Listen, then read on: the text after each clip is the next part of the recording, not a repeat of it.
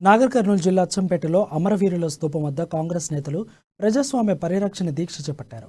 Rahul గాంధీపై MP సభ్యత్వంపై అనర్హత వేటు వేస్తూ పార్లమెంటు సభ్యత్వాన్ని రద్దు చేయడాన్ని నిరసిస్తూ నిరసన చేపట్టారు.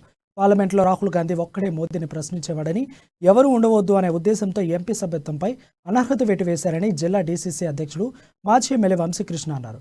గతంలో మోడీని రాహుల్ గాంధీ ఏదో అన్నాడని, కొత్తగా జడ్జిని పెట్టి 2 సంవత్సరాలు జైలు శిక్ష అని తీర్పు చెప్పించడాన్ని తప్పుపట్టారు.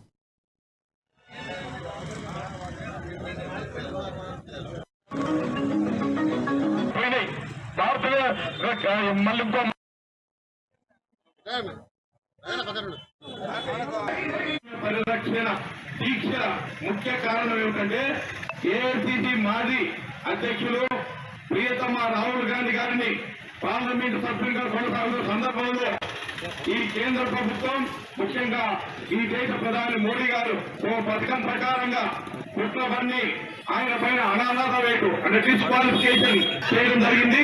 దీన్ని నిరసిస్తూ యావత్ భారతదేశం మొత్తం, అదేవిధంగా తెలంగాణ రాష్ట్రంలో ఉన్నటువంటి ప్రతి నియోజకవర్గంలో, ప్రతి జిల్లా హెడ్ క్వార్టర్లో ఈ కార్యక్రమాలు నిర్వహిస్తా ఉన్నాం. మరి టీపీసీసీ అధ్యక్షులు పెద్దలు రేవంత్ రెడ్డి గారి పిలుపు మేరకు ప్రతి చోట ఈ దీక్షా కార్యక్రమాలు నిర్వహిస్తా ఉన్నాం. దాంట్లో భాగంగా అచ్చంపేట కేంద్రం అచ్చంపేట పట్టణంలో ఇవాళ దీక్షా కార్యక్రమాన్ని